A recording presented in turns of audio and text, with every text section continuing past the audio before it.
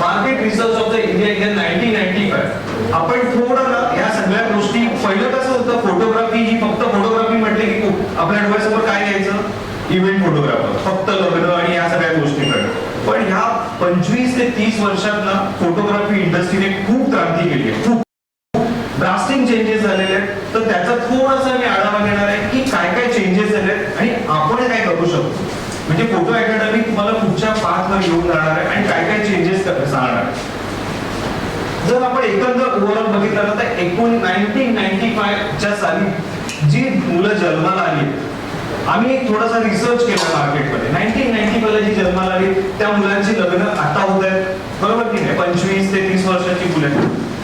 1995 च्या साली त्यांचे आई वडील सेटल होते, बरोबर की नाही. तेव्हा हम दो हमारे दो हे गव्हर्नमेंटनी फॅक्टर आणलं होतं. त्यामुळे आपल्या सगळ्यांकडे 2 मुलं असे त्यावेळेची वडिलांचा पॅटर्न होता सगळ्यांचा, आई वडिलांचा. त्यामुळे आई वडील सेटल होते, प्रत्येकाकडे जॉब होता. त्यामुळे मुलं सेटल, चांगल्या शाळेमध्ये गेली, चांगल्या शाळेत गेल्यानंतर त्यांना चांगलं एज्युकेशन मिळालं, MBA झाली किंवा इंजिनिअरिंग झाली. ती मुलं आता या पिरियडमध्ये लग्नाला आली, बरोबर आहे.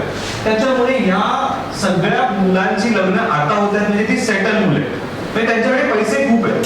आता त्यांचं जर आपण सॅलरी बघितली तर प्रत्येकाची 6 डिजिटच्या आसपास सॅलरी आहे, म्हणजे त्यांना पैशाचा काही क्रंच नाही.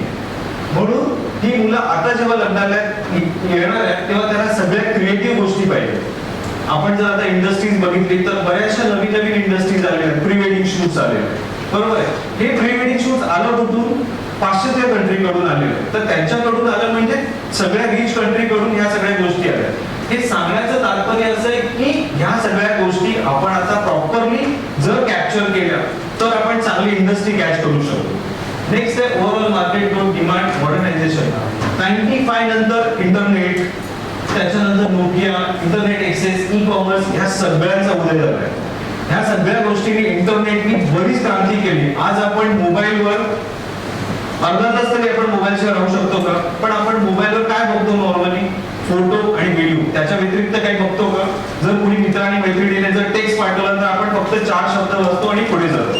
त्याच्यामुळे नोकिया हँडसेट्स, मोबाईल इंडस्ट्री, इंटरनेट, ह्या सगळ्या गोष्टीने 95 नंतर प्रचंड मार्केट बदलले. या सगळ्या गोष्टी खूप बदलल्या.